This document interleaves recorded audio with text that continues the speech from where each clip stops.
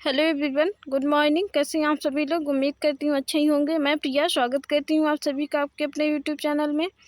आज मैं बात करने जा रही हूँ जो सीटें 2024 में जुलाई में होना है उसके बारे में। जो एसएसटी के 60 क्वेश्चन पूछे जाते हैं।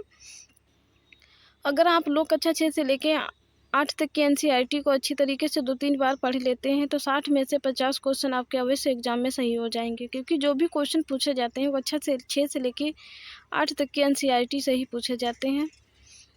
ये वाला जो लेसन है ये 6 क्लास की इतिहास की एनसीईआरटी का दूसरा लेसन है, क्योंकि पहला लेसन मैंने इसके पहले वाले वीडियो में करवा दिया है। अगर आप लोगों ने नहीं देखा है तो ज़रूर देख लें। इसकी प्लेलिस्ट मैंने बना दी है, आप लोग देखेंगे उसमें। उम्मीद करती हूँ इस वीडियो से आप लोगों को बहुत ज़्यादा हेल्प मिलेगी, क्योंकि जो भी क्वेश्चन बनेंगे वो यहीं से बनेंगे। ये एनसीईआरटी की ही बुक है। तो देखते हैं। लेसन का नाम है आखेट, खाद्य संग्रह से भोजन तक, उत्पाद तक। इसमें पहले एक एग्जाम्पल देके समझाया गया है कि तुषार की रेल यात्रा। तुषार अपने एक रिश्तेदार की शादी में दिल्ली से चेन्नई जा रहा था। रेल में उसे खिड़की वाली सीट मिल गई, जहां से वह बाहर का नज़ारा देखने में मग्न हो गया। वह तेज दौड़ती गाड़ी से उसने देखा कि पेड़ पौधे, घर, खेत खलियान बड़ी तेजी से पीछे छूटते जा रहे थे। तभी अचानक उसके चाचा ने उसके कंधे पर हाथ रखकर कहा, पता है, लोगों ने मात्र 150 साल पहले रेल की यात्रा करना शुरू की थी। बस तो इसके कुछ दशक बाद आई। तुषार सोचने लगा कि जब लोगों के पास आने जाने के लिए तेज रफ्तार वाली सवारियां नहीं थीं तो क्या वे यात्रा नहीं करते थे? क्या वे अपनी सारी जिंदगी एक ही जगह पर बिता दिया करते थे? नहीं, ऐसी बात नहीं थी। कि अतीत काल में जब आने जाने के साधन नहीं थे, जैसे बस, ट्रेन प्रेजेंट टाइम में है, तो कैसे वो लोग यहाँ एक जगह से दूसरी जगह जाते थे।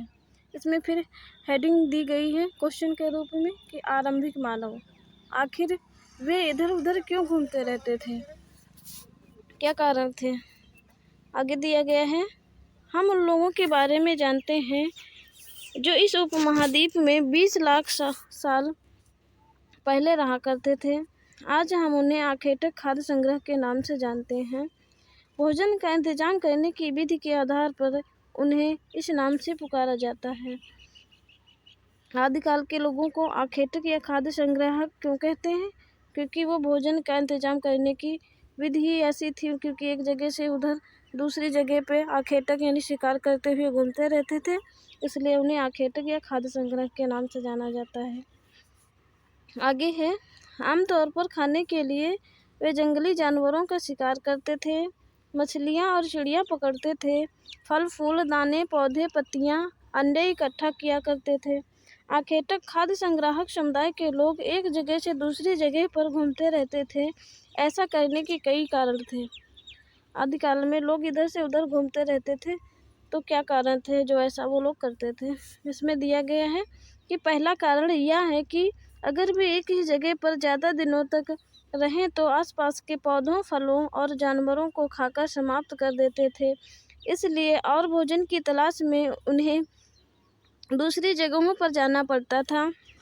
पहला कारण था कि भोजन समाप्त हो जाना, इस वजह से दूसरी जगह पे जाना। दूसरा कारण यह है कि अगर जानवर अपने शिकार के लिए या फिर हिरण और मवेशी अपना चारा ढूंढने के लिए एक जगह से दूसरी जगह जाया करते थे, इसलिए इन जानवरों का शिकार करने वाले लोग भी इनके पीछे जाया करते थे। जैसे जो हिरण वगैरह हैं, एक जगह का घास चारा समाप्त हो जाता है तो दूसरी जगह पे वो चारा ढूंढने के लिए इधर चले जाते हैं, तो हिरन का शिकार या जानवरों का शिकार करने वाले जो लोग होते हैं वो भी उनके पीछे पीछे एक जगह से दूसरी जगह जाया करते थे। दूसरा कारण ये था। तीसरा कारण यह है कि पेड़ों और पौधों में फल फूल अलग अलग मौसम में आते हैं, इसलिए लोग उनकी तलाश में उपयुक्त मौसम के अनुसार अन्य इलाकों में घूमते रहते थे, क्योंकि जो पेड़ों में जो फल आते हैं वो मौसम के अनुसार होते हैं। तो एक मौसम में फल समाप्त होने जाने के बाद जो दूसरे उसी मौसम में जो दूसरी जगह पे उस टाइप के पेड़ों में फल आते हैं, वो लोग उनको ढूंढने के लिए दूसरी जगह जाया करते थे। आगे है चौथा कारण। और चौथा कारण यह है कि पानी के बिना किसी भी प्राणी या पेड़ पौधों का जीवित रहना संभव नहीं होता है, और झीलों, झरनों तथा नदियों में ही मिलता है यद्यपि कई नदियाँ और झीलों का पानी कभी नहीं सूखता। कुछ झीलों और नदियों में बारिश के बाद ही पानी मिल पाता है, इसलिए ऐसी झीलों और नदियों के किनारे बसे लोगों को सूखे मौसम में पानी की तलाश में इधर उधर जाना पड़ता था। चौथा कारण है कि वो लोग पानी की तलाश में भी इधर उधर जाया करते थे। अगली हेडिंग है आरंभिक मानव के बारे में जानकारी कैसे मिलती है, कि हमारे प्रारंभिक मानव कैसे थे, उनके बारे में कैसे जानकारी हमको मिलती है। आगे बताया गया है कि पुरातत्वविदों को कुछ ऐसी वस्तुएं मिली हैं जिनका निर्माण और उपयोग आखेटक खाद्य संग्राहक के लिए करते थे। यह संभव है कि लोगों ने अपने काम के लिए पत्थरों, लकड़ियों और हड्डियों के औजारों को बनाए हों। इनमें से पत्थरों के औजार आज भी बचे हैं। आगे है, इनमें से कुछ औजारों का उपयोग फल फूल काटने, हड्डियां और मांस काटने तथा पेड़ों की छाल और जानवरों की खाल उतारने के लिए किया जाता था।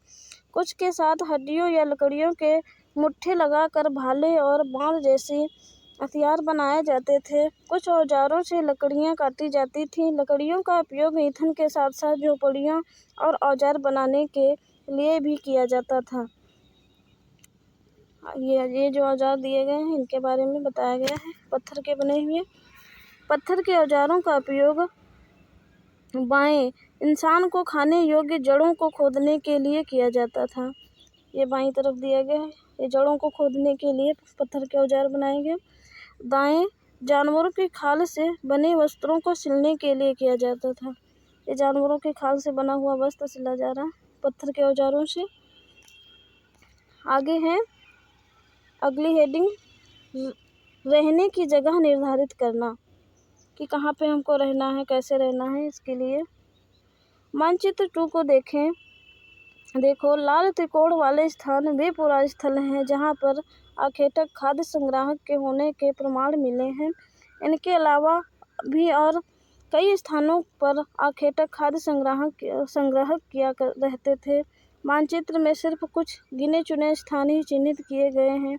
कई पुरा स्थल नदियाँ और झीलों के किनारे पाए गए हैं। ये यहाँ पे लाल त्रिकोण जो बना हुआ है, ये वाला, ये पूरा पाषाणिक स्थल है। इसमें से जैसे कि ये कुरनूल की गुफाएं हैं, हुत्संगी, आगे ये भीमबेटका, ये 3 है। आप लोग याद करना पूरा पाषाणिक स्थल कौन कौन से थे। तो ये कुरनूल की गुफाएं, हुत्संगी और ये वाला भीमबेटका, 3 ही है। आगे देखते हैं।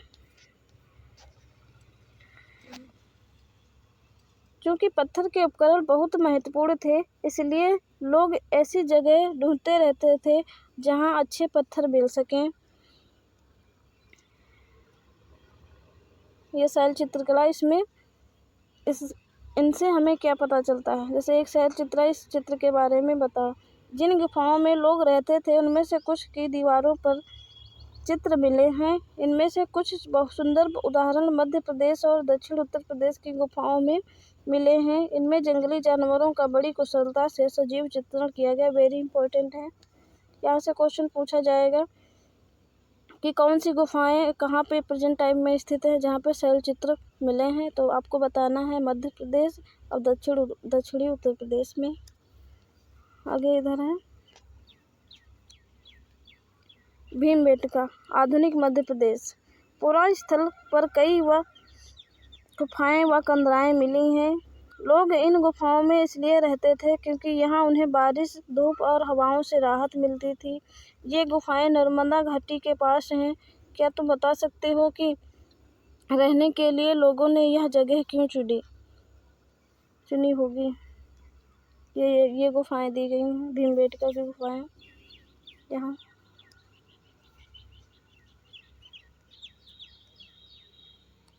अगली हेडिंग है पुरा स्थल। पुरा स्थल उस स्थान को कहते हैं जहां औजार, बर्तन और इमारतें जैसी वस्तुओं के अवशेष मिलते हैं। ऐसी वस्तुओं का निर्माण लोगों ने अपने काम के लिए किया था और बाद में वे उन्हें वहीं छोड़ गए थे। वे जमीन के ऊपर, अंदर, कभी कभी समुद्र और नदी के तल में भी पाए जाते थे। इन पुरास्थलों के बारे में आपको अगले अध्याय में बताया जाएगा, अगले लेसन में। आग की खोज वेरी इंपॉर्टेंट है। मानचित्र 2 में कुरनूल गुफा ढूंढो जहाँ राख के अवशेष मिले हैं। यहाँ से क्वेश्चन बनेगा कि राख के अवशेष कहाँ से प्राप्त हुए हैं, तो आपको बताना है कुरनूल की गुफा से। ये यहाँ पे इसका मतलब यह है कि आरंभिक लोग आग जलाना सीख गए थे। आग का इस्तेमाल कई कार्यों के लिए किया गया होगा, जैसे कि प्रकाश के लिए, मांस भूनने के लिए और खतरनाक जानवरों को दूर आदि भगाने के लिए। आज हम आग का प्रयोग किस लिए करते हैं, ये क्वेश्चन के रूप में बताया गया। अगली हेडिंग है नाम और तिथियां। हम जिस काल के बारे में पढ़ रहे हैं, पुरातत्वविदों ने उनके बड़े बड़े नाम रखे हैं। आरंभिक काल को वो पुरा पाषाण काल कहते हैं। यह दो शब्दों पुरा यानी प्राचीन और पाषाण यानी पत्थर से बना है। पूछा जाएगा कि पुरा पाषाण जो शब्द है किन दो शब्दों से बना है, तो आपको बताना है प्राचीन और पत्थर। यह नाम पुरा स्थलों से प्राप्त पत्थर के औजारों के महत्व को बताता है। पुरा पाषाण काल 20 लाख साल पहले से 12,000 साल पहले के दौरान माना जाता है। इसका टाइम पीरियड भी पूछ लेते हैं। 20 लाख पहले से 12,000 साल पहले का दौरान। इस काल को भी 3 भागों में विभाजित किया गया है। एक आरंभिक काल, फिर मध्यकाल, फिर उत्तर पुरा पाषाण काल युग। मानव इतिहास की लगभग 99% कहानी इसी काल के दौरान घटी हुई है। यहाँ से स्टेटमेंट बनेगा कि पुरा पाषाण काल को 3 भागों में बांटा गया है। आरंभिक काल, मध्यकाल, पुरा पाषाण काल। और मानव इतिहास का लगभग 99% जो कहानी है इसी काल के दौरान घटी हुई है। अगर आप लोगों ने अच्छे से पढ़ा होगा तभी कर पाओगे। इसीलिए एनसीईआरटी की हर एक लाइन इम्पोर्टेंट है, क्योंकि स्टेटमेंट कहीं से भी बन सकता है। इसलिए शॉर्ट नोट के चक्कर में आप लोग बिल्कुल भी न पढ़ें। जिस काल में हमें पर्यावरणीय बदलाव मिलते हैं उसे मेसोलिथ यानी मध्य पाषाण युग कहते हैं। यहाँ से भी क्वेश्चन पूछा जाएगा। इसका समय लगभग 12,000 साल पहले से लेकर 10,000 साल पहले तक माना गया है। इस काल के पाषाण और औजार आमतौर पर बहुत छोटे होते थे। इन्हें माइक्रोलिथ वेरी इंपॉर्टेंट यानी लघु पाषाण कहा जाता था। प्रायः इन औजारों में हड्डियों या लकड़ियों के मुट्ठे लगे हंसिया और आरी जैसे औजार मिलते थे। साथ साथ पुरा पाषाण युग वाले औजारों भी मिले हैं। इस दौरान बनाए जाते रहे। अगले युग की शुरुआत 10,000 साल पहले से होती है। इसे नव पाषाण युग कहा जाता है। नव पाषाण का मतलब क्या होता होगा? हमने कुछ स्थानों के नाम दिए हैं। अगले अध्याय में तुम्हें ऐसे अनेक नाम मिलेंगे। अक्सर हम पुराने स्थानों के लिए उन नामों का प्रयोग करते हैं जो आज प्रचलित हैं, क्योंकि हमें ज्ञात नहीं है कि उस काल में इनके क्या नाम रहे होंगे। आगे है बदलती जलवायु। लगभग 12,000 साल पहले दुनिया की जलवायु में बड़े बदलाव आए और गर्मी बढ़ने लगी। इसके परिणाम स्वरूप कई क्षेत्रों में घास वाले मैदान बनने लगे। इससे हिरण, बारहसिंगा, भेड़, बकरी और गाय जैसे उन जानवरों की संख्या बढ़ी जो घास खाकर जिंदा रह सकते हैं। जो लोग इन जानवरों का शिकार करते थे वे भी इनके पीछे आए और अपने खाने पीने की आदतों और प्रजनन के समय की जानकारी हासिल करने लगे। हो सकता है कि तब लोग इन जानवरों को पकड़कर अपनी ज़रूरत के अनुसार पालने की बात सोचने लगे हों। साथ ही इस काल में मछली भी भोजन का महत्वपूर्ण स्रोत बन गई। यहाँ से क्वेश्चन बनेगा कि मछली महत्वपूर्ण स्रोत कब बनी थी, मतलब क्या कारण था, तो आपको बताना है कि समय के अनुसार बदलती जलवायु के कारण। आगे है खेती और पशुपालन की शुरुआत। इसी दौरान उपमहाद्वीप में भिन्न भिन्न इलाकों में गेहूं, जौ और धान जैसे अनाज प्राकृतिक रूप से उगने लगे थे। शायद महिलाओं, पुरुषों और बच्चों ने इन अनाजों को भोजन के रूप लिए बटोरना शुरू कर दिया होगा। साथ ही वे यह भी सीखने लगे होंगे कि यह अनाज कहाँ उगते थे और कब पककर तैयार होते थे। ऐसा करते करते लोगों ने इन अनाजों को खुद पैदा करना सीख लिया होगा। इस प्रकार धीरे धीरे वे कृषक बन गए। आगे है, इसी तरह लोगों ने अपने घरों के आसपास चारा रखकर जानवरों को आकर्षित कर उन्हें पालतू बनाया होगा। सबसे पहले जिस जंगली जानवर को पालतू बनाया गया था वह कुत्ते का जंगली पूर्वज था। पूछा जाएगा ये। धीरे धीरे लोग भेड़, बकरी, गाय और सुअर जैसे जानवरों को अपने घरों के नज़दीक आने को उत्साहित करने लगे। ऐसे जानवर झुंड में रहते थे और ज़्यादातर घास खाते थे। अक्सर लोग जंगली जानवरों के आक्रमण से इनकी सुरक्षा किया करते थे और इस तरह धीरे धीरे वे पशुपालक बन गए होंगे।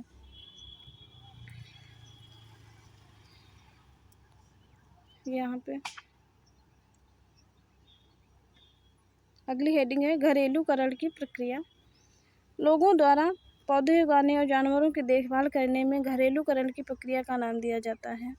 अपनाए गए पौधे और जानवर अक्सर जंगली पौधों तथा जानवरों से भिन्न होते हैं। इसकी वजह से कि इस प्रक्रिया के तहत अपनाए गए पौधों या जानवरों का लोग चयन करते हैं। उदाहरण के तौर पर लोग उन्हीं पौधों तथा जानवरों का चयन करते हैं जिनके बीमार होने की संभावना कम हो। यही नहीं, लोग उन्हीं पौधों को चुनते हैं जिनसे बड़े दाने वाले अनाज पैदा होते हों, साथ ही जिनकी मजबूत डंठलें अनाज को पकने, दानों के भार को संभाल सकें। ऐसे पौधों के बीजों को संभाल कर रखा जाता है ताकि फिर से उगाने के लिए उनके गुण सुरक्षित रह सकें। आगे हैं, उन्हीं जानवरों को आगे प्रजनन के लिए चुना जाता है जो आमतौर पर अहिंसक होते थे। इसलिए हम देखते हैं कि पाले गए जानवर कृषि के लिए अपनाए गए पौधे जंगली जानवर तथा पौधों को धीरे धीरे भिन्न होते गए। मिसाल के तौर पर जंगली जानवरों की तुलना में पालतू जानवरों के दांत और सींग छोटे होते हैं। यह प्रक्रिया पूरी दुनिया में धीरे धीरे चलती रही। यह करीब 12,000 साल पहले शुरू हुई। वास्तव में आज हम जो भोजन करते हैं वो इस प्रक्रिया की वजह से है। कृषि के लिए अपनाई गई सबसे प्राचीन फसलों में गेहूं तथा जौ आते हैं। उसी तरह सबसे पहले पालतू बनाए गए जानवरों में कुत्ते के बाद भेड़, बकरी आते हैं। Very important. यहाँ से आगे है, एक नवीन जीवन शैली। तुम किसी पौधे के बीज को बोकर देखो, तुम पाओगे कि इसे विकसित होने के लिए कुछ वक्त लगता है। इसमें से कुछ दिन, महीने, फिर साल तक लग सकते हैं। इसलिए जब लोग पौधे उगाने लगे तो उनकी देखभाल के लिए उन्हें एक ही जगह पर लंबे समय तक रहना पड़ता था। बीज बोने से लेकर फसलों के पकने तथा पौधों की सिंचाई करने, खरपतवार हटाने, जानवरों और चिड़ियों से उनकी सुरक्षा करने जैसे बहुत से काम शामिल थे। कटाई के बाद अनाज का उपयोग बहुत संभाल कर करना पड़ता था। अनाज को भोजन के और बीज दोनों के रूप में बचा कर रखना आवश्यक था, इसलिए लोगों को इसके भंडारण की भी बात सोचनी पड़ी। बहुत से इलाकों में लोगों ने मिट्टी के बड़े बड़े बर्तन बनाए, टोकरियां बुनी या फिर जमीन में गड्ढा खोदा। क्या तुम्हें लगता है कि शिकारी या भोजन संग्रहण करने वाले बर्तन बनाने और उनका प्रयोग करते होंगे? इसके जवाब में कारण बताओ। अगली हेडिंग है, जानवर, चलते फिरते खाद्य भंडार। जानवर बच्चे देते हैं जिससे उनकी संख्या बढ़ती है। अगर जानवरों की देखभाल की जाए तो उनकी संख्या तो बढ़ती ही है, साथ ही उनसे दूध भी प्राप्त होता है जो भोजन का एक अच्छा स्रोत है। यही नहीं, जानवरों से हमें मांस भी मिलता है। दूसरे शब्दों में पशुपालन भोजन के भंडारण का एक तरीका है। अगली हेडिंग है, आओ प्रारंभिक कृषकों और पशुपालकों के बारे में पता करें। मानचित्र 2 फर्स्ट देखें। क्या तुम्हें कई नीले वर्ग दिख रहे हैं? देखते हैं कहाँ है मानचित्र।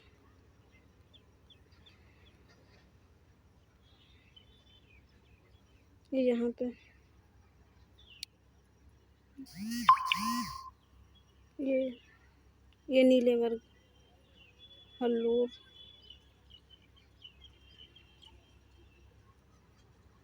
कोड़ी हवा, महागड़ा, चिरांद, दाउजली हेडिंग, मेहरगढ़, बुरझोम, ये यहाँ पे दिए गए हैं। इन सभी स्थानों का नाम है नौपाषाणिक पुरास्थल। देखते हैं आगे।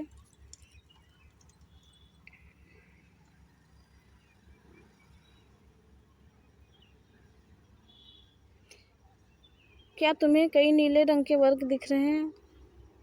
पता है इनमें से प्रत्येक बिंदु उस जगह को दर्शाते हैं जहाँ पुरातत्वविदों को शुरुआती कृषकों और पशुपालकों के होने के साक्ष्य मिले हैं। जैसे मेहरगढ़ हो गया, दाउजली हेडिंग हो गया, पयमपल्ली हो गया, इन सभी पे ये जो नौपाषाणिक काल है यहाँ पे शुरुआती कृषकों और पशुपालकों के होने के साक्ष्य मिले हैं। ये पूरे उपमहाद्वीप में पाए गए हैं। इनमें सबसे महत्वपूर्ण पश्चिमोत्तर क्षेत्र हैं, आधुनिक कश्मीर और पूर्वी दक्षिण भारत में पाए गए हैं। वास्तव में ये निर्दिष्ट स्थान कृषकों और पशुपालकों की बस्तियां थी या नहीं, यह जांचने के लिए वैज्ञानिक खुदाई में मिले पौधों और पशुओं की हड्डियों के नमूने का अध्ययन करते हैं। इनमें से सबसे रोचक जले हुए अनाज के दाने अवशेष हैं।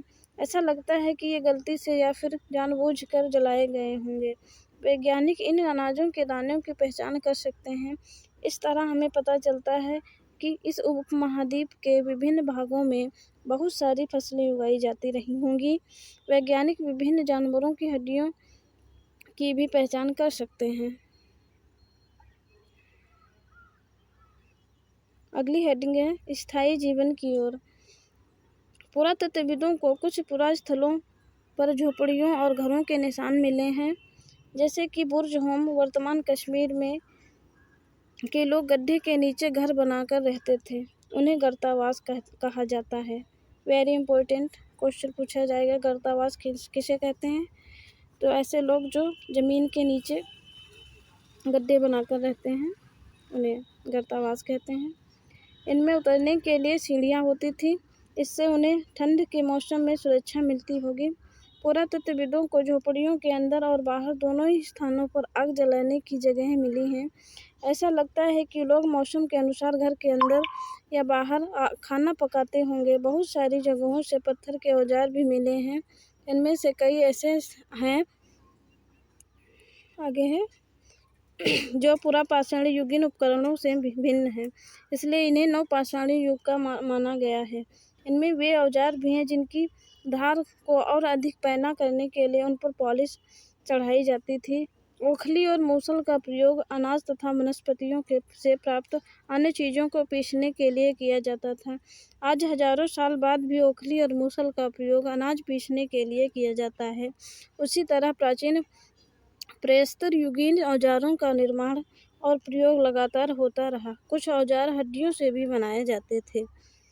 ये यहाँ पे औजार दिखाए गए हैं, ये वाले। आगे है,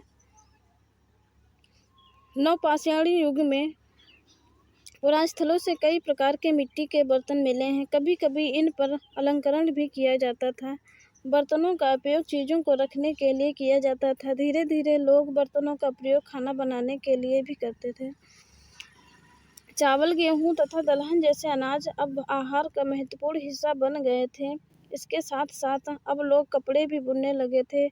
इसके लिए कपास जैसे आवश्यक पौधे उगाए जा सकते थे। क्या ये परिवर्तन हर जगह एक ही साथ आए होंगे? ऐसी बात नहीं है। एक तरफ जहाँ कई हजारों जगहों पर स्त्री पुरुष शिकार और भोजन संग्रह का काम करते थे, वहीं अन्य लोगों ने हजारों साल के दरमियान धीरे धीरे खेती और पशुपालन को अपना लिया। बहुत जगह लोग मौसम के मुताबिक बदल कर अपनी जीविका चलाया करते थे।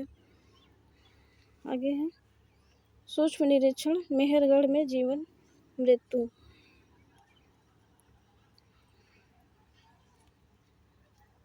मानचित्र 2 में मेहरगढ़ ढूंढो। यह ईरान जाने वाले सबसे महत्वपूर्ण रास्ते बोलन दर्रे के पास एक हरा भरा समतल स्थान है। वेरी इंपॉर्टेंट पूछा जाएगा कि मेहरगढ़ कौन से दर्रे के पास है, तो यहाँ पे बताना होगा बोलन दर्रे के पास में। मानचित्र में दिखाते हैं मेहरगढ़।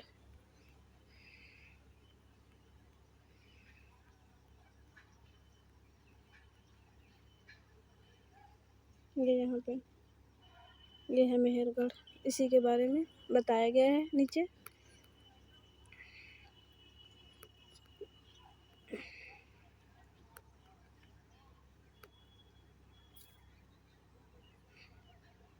यह ईरान जाने वाले सबसे महत्वपूर्ण रास्ते बोलन दर्रे के पास हरा भरा समतल स्थान है। मेहरगढ़ संभवतः वह स्थान है जहाँ के स्त्री पुरुषों ने इस इलाके में सबसे पहले जौ गेहूँ उगाना और भेड़ बकरी को पालना शुरू किया था। यहाँ विभिन्न प्रकार के जानवरों की हड्डियाँ मिली हैं। इनमें हिरण तथा सुअर जैसे जंगली जानवरों तथा भेड़ और बकरियों की हड्डियाँ हैं। मेहरगढ़ में इसके अलावा चौकोर तथा आयताकार घरों के अवशेष मिले हैं। प्रत्येक घर में 4 या इससे ज़्यादा कमरे हैं, जिनमें से कुछ संभवतः भंडार के काम आते होंगे। वेरी इंपॉर्टेंट है, यहाँ से क्वेश्चन बनेगा कि मेहरगढ़ में कैसे घर देखने को मिले हैं, तो आपको बताना है चौकोर तथा आयताकार।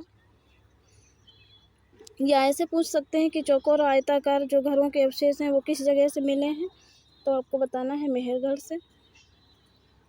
आगे है, मृत्यु के बाद सामान्यतः मृतक के संग सगे संबंधी उसके प्रति सम्मान जताते हैं। लोगों की आस्था है कि मृत्यु के बाद भी जीवन होता है, इसलिए कब्रों में मृतकों के साथ कुछ सामान भी रखे जाते थे।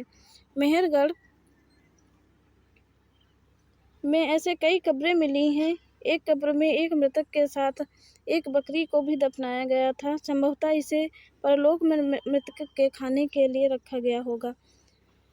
अब यहाँ से क्वेश्चन पूछा जाएगा कि जो कब्र मिली है जिसमें एक इंसान के साथ में एक बकरी को दफनाया गया है, वो किस जगह से मिली है, तो आपको बताना है मेहरगढ़ से। आगे है, यहीं से लेसन समाप्त हो जाता है ये वाला, ये 6 क्लास की हिस्ट्री की दूसरा लेसन समाप्त होगा। यहाँ पे उपयोगी कुछ शब्द दिए गए हैं, जैसे आखेटक और खाद्य संग्रह। शुरुआत में ही इसके बारे में बताया गया था, क्योंकि वो खाने की तलाश में इधर उधर घूमते रहते थे, इसलिए उनका नाम आखेटक और या खाद्य संग्राहक पड़ा था। कि पुरा स्थल किसे कहते हैं, या उद्योग स्थल, आवासीय स्थल, पुरा पाषाण, मध्य पाषाण, लघु पाषाण, कृषक, पशुपालक कैसे बने, या लघु पाषाण युग, और कब्र। ये कब्र के बारे में अभी मेहरगढ़ के बारे में बताया गया है। तो थैंक यू एवरीवन वीडियो देखने के लिए। ऐसे ही और वीडियो देखने के लिए अगर इस वीडियो से आपको किसी भी प्रकार की कोई हेल्प मिली हो तो वीडियो को लाइक करके चैनल को सब्सक्राइब कर लें। मैं इसी तरीके से कक्षा 6 से लेकर 8 तक की NCERT के सारे जो लेसन है वो करवा दूंगी, जैसे हिस्ट्री, पॉलिटी और जियोग्राफी के, क्योंकि जो भी क्वेश्चन पूछे जाएंगे वो इसी से पूछे जाएंगे, NCERT से ही बनते हैं। और आप लोगों को इनको स्टेटमेंट वाइज क्वेश्चन बनते हैं तो अच्छे से लाइन टू लाइन पढ़ना होगा। शॉर्ट नोट के चक्कर में पढ़ोगे तो कभी